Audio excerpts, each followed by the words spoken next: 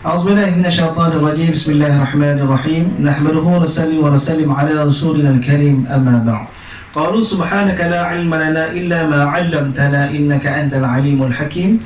رب اشرح لي صدري ويسر لي أمري واحلل عقدة من لساني يفقه قولي. السلام عليكم ورحمة الله وبركاته. Alhamdulillah, syukur pada Allah Subhanahu wa taala. Dengan izin Allah Subhanahu wa taala, dalam video kali ini saya berkesempatan dan berpeluang untuk berkongsikan satu ilmu yang sangat penting dalam pembacaan Al-Quran. Untuk makluman sidang penonton yang dirahmati Allah Subhanahu wa taala sekalian, ilmu yang saya akan kongsikan pada sidang video kali ini adalah ilmu tajwid. Ilmu tajwid merupakan satu ilmu di antara ilmu-ilmu yang dibahaskan dalam pengajian ulumul Quran. Ilmu yang sangat penting dalam pembacaan Al-Quran. Untuk mendapatkan bacaan yang disarankan oleh Nabi SAW, seseorang itu wajib mempelajari ilmu tajwid. Dengan mempelajari ilmu tajwid, seseorang itu bukan sahaja dapat menjaga kemuliaan Al-Quran, bahkan ianya dapat mengelakkan seseorang itu daripada melakukan dosa kerana sengaja mengabaikan, melanggar dan meninggalkan kaedah bacaan yang betul.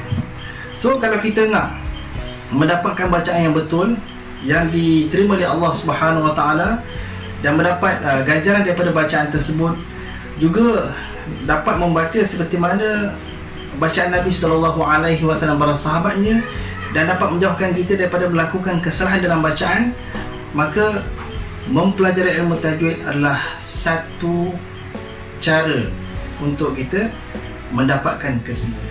Sebelum kita mempelajari ilmu tajwid, ada beberapa perkara yang patut kita tahu dan faham, ianya berkenaan dengan ilmu tajwid itu sendiri. Sebab mana-mana ilmu pun, sebelum kita mempelajari ilmu tersebut, kita kena faham dulu kenapa kita kena belajar ilmu tersebut, kenapa kita kena mengamalkan ilmu tersebut. Sama juga dengan ilmu tajwid. Bila kita tahu dan faham tujuan kita mempelajari ilmu tajwid, maka akan datang keseronokan dan semangat untuk kita belajar ilmu tajwid dan mengamalkan ilmu tajwid dalam bacaan Al-Quran kita, insya-Allah. So, yang pertama yang kita kena tahu ialah ilmu tajwid itu sendiri dari segi bahasanya ialah tahsin, iaitu memperelokkan. Manakala dari segi istilahnya ialah membaca Al-Quran sebagaimana bacaan Rasulullah SAW dan para sahabatnya, iaitu dengan menyebut setiap huruf dengan makhraj yang betul, memenuhi sifat-sifat huruf dengan betul, dan menjaga setiap hukum dalam bacaan. Yang kedua ialah kita kena tahu apakah hukum mempelajari ilmu tajwid. Okey, hukum mempelajari ilmu tajwid ada dua.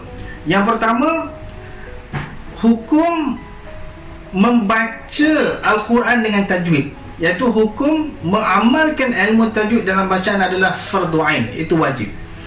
Mana berdosa satu orang itu membaca Al-Quran tanpa tajwid. Okey, itu yang pertama.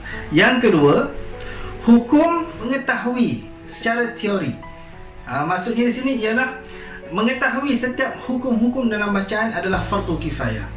Maksud di sini ialah, yang kita boleh faham di sini ialah membaca dengan tajwid adalah wajib.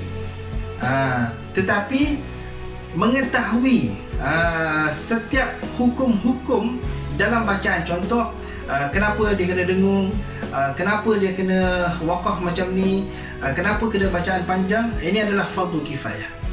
Tak wajib pada semua orang. Yang wajib adalah membaca Al-Quran secara bertajwid.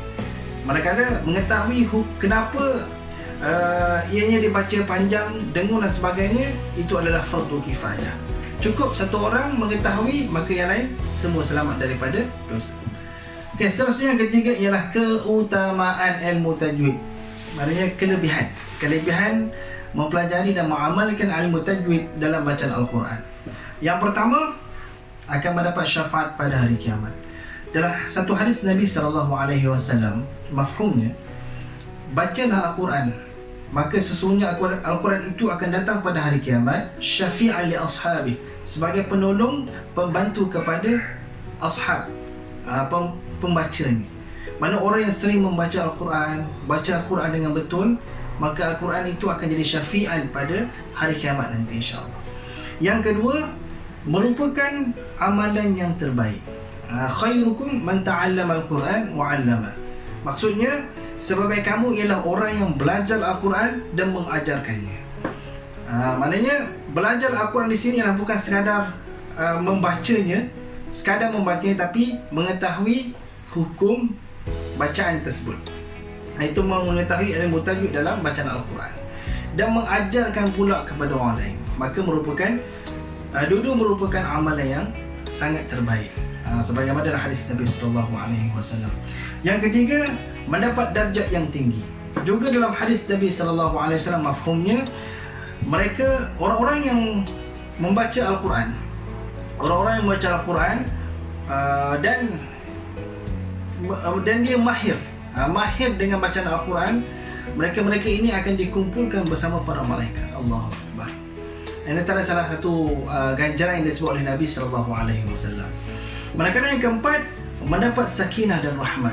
Juga dijelaskan oleh Nabi SAW dalam satu hadis yang panjang, yang mafhumnya tidaklah berkumpul satu kelompok di rumah Allah Subhanahu Wa Taala lalu mereka mengajarkan Al-Quran antara satu sama lain, kecuali diturunkan ke atas mereka sakinah, ketenangan, diliputi mereka dengan rahmah, dan Allah Subhanahu Wa Taala akan menyebut nama-nama mereka di hadapan para malaikat. Allahu Akbar. Dan yang kelima, mendapatkan sebaik-baik anugerah dari sisi Allah Subhanahu Wa Taala. Itu antara keutamaan kenapa kita kena baca dengan betul. Selain untuk mendapat redha Allah Subhanahu Wa Taala, kita nak supaya bacaan kita diterima oleh Allah Subhanahu Wa Taala, dan kita mendapat segala ganjaran-ganjaran yang dijanjikan oleh Allah Subhanahu Wa Taala yang disebutkan oleh Nabi sallallahu alaihi wasallam. Dan yang terakhir ialah tujuan kita mempelajari ilmu tajwid. Saya dah sebut di awal mukadimah video ni tadi, ada dua sebab. Sebab utama kenapa kita kena belajar ilmu tajwid. Yang pertama, supaya kita boleh membaca Al-Quran sebagaimana bacaan Nabi SAW. Itu yang pertama. Manakala yang kedua, untuk mengelakkan kita daripada melakukan kesalahan dalam bacaan Al-Quran. Kita nak bacaan kita diterima oleh Allah Subhanahu Wa Taala. Kita nak bacaan kita diberikan ganjaran oleh Allah Subhanahu Wa Taala. Kita nak setiap ayat yang kita baca itu menjadi asbab untuk kita mendapat sakinah dan rahmat daripada Allah Subhanahu Wa Taala. Jadi saya pesan kepada diri saya dan pada semua penonton yang dirahmati Allah Subhanahu Wa Taala sekalian, apabila kita diberi peluang, diberi kesempatan untuk bersama dengan Al-Quran, membaca Al-Quran, bacalah Al-Quran dengan bertajwid. Jangan rasa malu, jangan rasa aib untuk mempelajari ilmu tajwid. Kerana itu adalah kewajipan kita sebagai hamba Allah Subhanahu Wa Taala. Apa yang kita usahakan, benda yang baik akan diberi balasan yang baik oleh Allah Subhanahu Wa Taala. Jadi kita kena ada azam, kena ada tekad. Bermula pada saat ini, kita akan cuba sedaya upaya untuk mempelajari ilmu tajwid seseluruhnya dapat membaca Al-Quran dengan bertajwid, insya-Allah. Sekian sahaja daripada saya. Assalamualaikum warahmatullahi wabarakatuh. Berikut adalah pengisian dalam pengajian ilmu tajwid. Pengisian tersebut dibahagikan kepada dua bahagian. Bahagian yang pertama ialah pembelajaran secara teori. Dalam pembelajaran secara teori akan membincangkan mengenai beberapa perkara asas yang perlu diketahui oleh seseorang pembaca Al-Quran sebelum mendalami ilmu-ilmu lain yang berkaitan dengan tajwid. Perbahasannya adalah merangkumi pendahuluan ilmu tajwid, jenis kesalahan dalam bacaan Al-Quran, rukun dan tingkatan bacaan Al-Quran, isti'adzah dan permasalahannya, serta basmalah dan permasalahannya. Yang kedua, membincangkan tentang tempat-tempat keluar huruf, yakni makhraj bagi semua huruf hijaiyah bermula dari huruf alif sehinggalah huruf ya, yang merupakan asas kepada pengajian kemahiran Al-Quran, serta sifat-sifat huruf bagi semua huruf hijaiyah bermula dari huruf alif sehinggalah huruf ya yang merupakan asas kepada pengajian kemahiran Al-Quran. Yang ketiga, membincangkan tentang tiga hukum mim mati yang bertemu dengan huruf-huruf hijaiyah, iaitu izhar, idgham dan ikhfa, dan membincangkan mengenai pembahagian mad, iaitu mad asli dan mad far'i.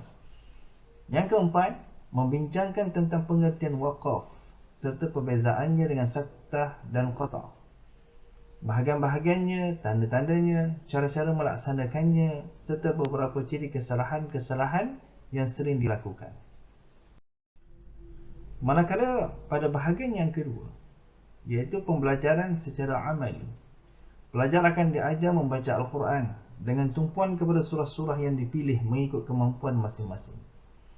Pembacaan Al-Quran mestilah menggunakan mushaf Rasam Al-Usmani di samping penerangan tentang simbol atau tanda yang terdapat di dalam Rasam Al-Usmani.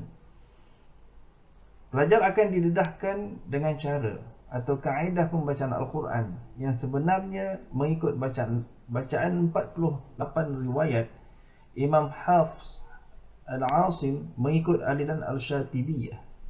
Pengajar akan menggunakan kaedah penegasan yang terperinci terhadap segala huruf-huruf bila disebut dan dibacakan. Sekian, terima kasih.